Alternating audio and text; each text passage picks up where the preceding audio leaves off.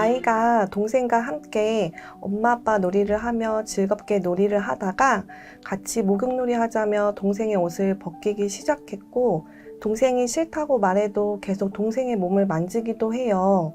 어쩔 땐 병원 놀이를 하면서 엉덩이에 주사를 놓아야 한다며 동생의 옷을 벗기기도 하고요. 동생은 귀찮아서 싫다고 말하기도 하지만 짓궂은 오빠의 행동에 울음을 터뜨리기도 해요. 제가 놀라 달려와 상황을 멈추기는 하지만 이럴 때 어떻게 이야기해야 할지 난감할 때가 있어요. 우리 아이가 왜 그러는 걸까요?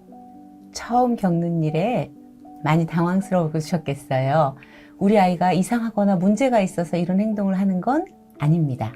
자, 그럼 우리 아이들에게 이런 행동이 왜 나타나는지 이유를 한번 살펴볼까요? 자, 첫째는 호기심과 탐구의 과정인 경우입니다. 이 시기에 아이들이 친구나 동생의 몸에 호기심을 갖게 되고 이를 탐구하는 과정에서 무의식적으로 신체 접촉을 하게 되는 경우가 생기기도 한답니다. 두 번째는 경계 구분의 이해가 부족한 경우입니다.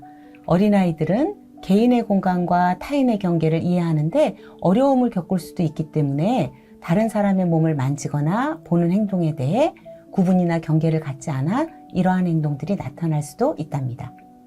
세 번째는 어른이나 다른 아이들의 행동을 모방하여 그대로 따라하는 경우인데요. 집이나 다른 환경에서 보았던 행동을 모방해서 이러한 행동들이 나타난답니다. 요즘은 미디어를 통해서 접하는 사례들도 많이 있기 때문에 우리 부모님들께서도 각별한 주의가 필요합니다. 네 번째는 주위의 관심을 끌기 위해서 친구의 몸을 만지거나 자신의 옷을 내리는 행동을 하기도 합니다. 이러한 행동으로 주위의 관심을 끌려는 시도를 하는 것이죠.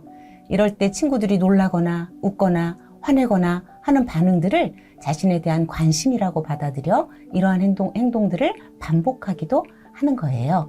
네, 원장님의 말씀을 듣고 보니 그저 골치 아프고 난감한 상황이라고만 여겼던 아이의 행동이 조금은 이해가 되는 것 같아요.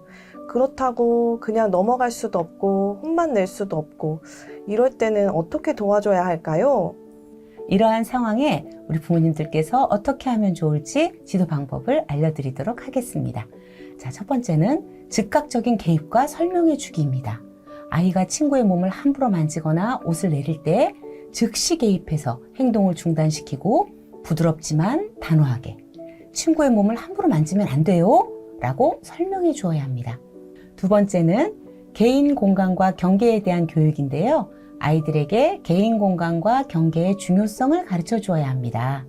예를 들어 모든 사람은 자신의 개인 공간이 있어요. 우리는 다른 사람의 허락 없이 그 공간에 들어가면 안 돼요 라고 자세히 설명해 주셔야 합니다. 세 번째, 역할놀이와 시범 보이기입니다. 역할놀이를 통해 올바른 신체 접촉 방식을 알려주고 인형을 사용해서 이 인형은 친구의 몸을 함부로 만지지 않아요 라고 시범을 보이며 설명을 해주는 것이 효과적입니다. 병원 놀이를 하는 경우에도 인형으로 놀이할 수 있도록 안내해 주시면 좋을 것 같습니다. 네 번째, 긍정적 행동 강화입니다. 아이가 올바르게 행동할 때 칭찬과 긍정적인 피드백을 주는 것이에요. 예를 들어서 친구의 개인 공간을 아주 잘 지켜주었구나, 고마워 라고 말이죠. 자, 다섯 번째, 감정 인식과 표현 교육입니다.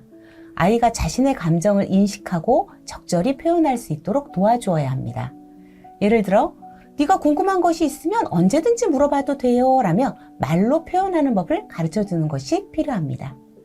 여섯 번째는 아이가 이러한 행동을 하려는 징후를 보일 때 미리 캐치하셔서 주위의 다른 흥미로운 활동으로 관심을 돌릴 수 있도록 해주는 것이 필요합니다. 예를 들어서 새로운 놀이를 제안하거나 아이가 좋아하는 놀이를 하게 하거나 흥미로운 책을 함께 읽는 것도 도움이 되겠지요. 자, 일곱 번째, 모든 양육자가 일관된 태도로 반응하는 것이 중요합니다. 특정 행동이 잘못되었음을 지속적으로 알려주고 올바른 행동을 일관되게 격려하여서 아이가 혼란스럽지 않도록 도와주는 것이 필요합니다. 여덟 번째, 이러한 행동이 계속 지속되거나 아이가 심각한 경계 문제를 보이는 경우에는요, 소아과 의사나 아동심리 전문가와 상담을 하는 것이 좋습니다. 이는 꼭 우리 아이가 무슨 문제가 있어서라기보다는 아이의 전반적인 발달 상태를 점검하고 또 적절한 지도를 받기 위함입니다. 원장님의 지도 방법을 참고해서 앞으로는 이럴 때 당황하지 않고 적절하게 지도할 수 있도록 해야겠네요. 그리고 엄마뿐만 아니라 아빠나 할머니도 일관되게 아이를 지도할 수 있도록 이런 내용을 함께 공유하면 좋겠어요. 네, 물론입니다. 어린이집의 선생님과도 우리 아이에 대해서 긴밀하게 소통하는 것도 무척 중요하지요.